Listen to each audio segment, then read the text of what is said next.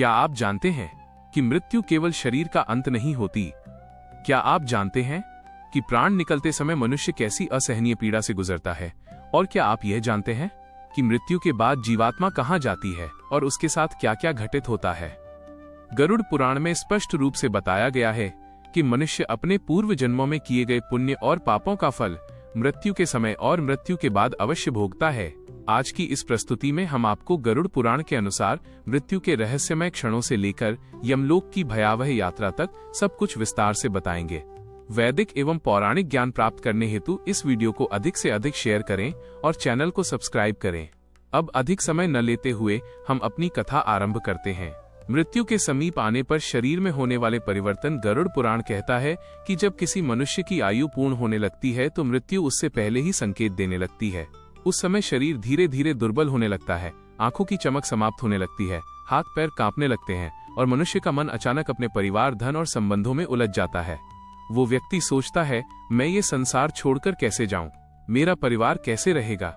और यही मोह और ममता उसके दुख का सबसे बड़ा कारण बन जाती है। परिवार के स्नेह की वेदना से वो रोता है, तड़पता है और अंततः अपने ही परिवार के बीच प्राण त्याग देता है। गरुड़ पुराण में बताया गया है कि मृत्यु के समय प्राण धीरे धीरे ऊपर उठते हैं और अंत में कंठ में आकर अटक जाते हैं। उस समय शरीर चेतन होते हुए भी जड़ के समान हो जाता है। मनुष्य सब कुछ देख और सुन सकता है, पर चाहकर भी कुछ बोल नहीं पाता। जीभ निष्क्रिय हो जाती है, आंखें स्थिर हो जाती हैं और शरीर पत्थर की तरह हो जाता है। जैसे ही प्राण कंठ में अटकते हैं, उसी क्षण मनुष्य को दिव्य दृष्टि प्राप्त हो जाती है। इस दिव्य दृष्टि से वह अपने पूरे जीवन को एक क्षण में देख लेता है। अपने किए हुए हर पाप और पुण्य उसके सामने चलचित्र की भांति घूमने लगते हैं। गरुड़ पुराण कहता है, उस एक क्षण का अनुभव मनुष्य को एक कल्प के समान प्रतीत होता है। जब अंतिम श्वास निकलती है तो पीड़ा इतनी अधिक होती है कि उसकी तुलना केवल नरक की यातना से ही की जा सकती है। ऐसा प्रतीत होता है जैसे सैकड़ों बिच्छू एक साथ शरीर को डंक मार रहे हों। मुंह से लार और झाग गिरने लगता है, शरीर अकड़ने लगता है, आंखें पलट जाती हैं। गरुड़ पुराण में कहा गया है, पापी मनुष्य के प्राण गुदा मार्ग से निकलते हैं और पुण्यात्मा के प्राण मुख मार्ग से निकलते हैं। जैसे ही प्राण शरीर छोड़ते हैं, उसी क्षण भयानक यमदूत प्रकट हो जाते हैं। उनका स्वरूप अत्यंत डरावना होता है। क्रोध से लाल नेत्र, विकराल मुख, हाथों में पाश और दंड, नग्न शरीर, बड़े बड़े दांत, काले बादलों के समान रंग। उन्हें देखकर जीवात्मा भय से कांप उठती है। इतने भय से वो मलमूत्र त्याग देती है और हृदय कांपने लगता है। उस समय जीवात्मा अंगूठे के समान एक सूक्ष्म शरीर धारण करती है।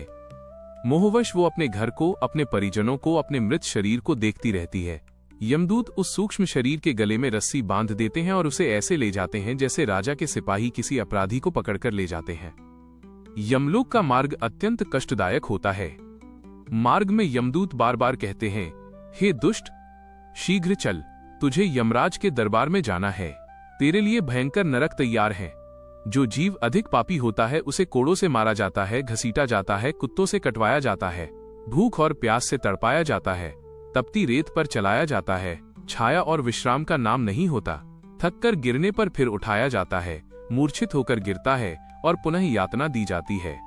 अंततः वो जीव अंधकारमय यमलोक में पहुंचता है। वहां यमराज के दर्शन करता है, अपने कर्मों का लेखा सुनता है और घोर नरकों की यातनाएं देखता है। यमराज की आज्ञा से कुछ जीवों को नरक भेजा जाता है और कुछ को पुनः मनुष्य लोक में जन्म दिया जाता है। मृत्यु के बाद श्राद्ध का प्रभाव क्या होता है? पिंडदान क्यों आवश्यक है? नरकों में कैसी यातनाएं दी जाती हैं? और पुनर्जन्म कैसे होता है?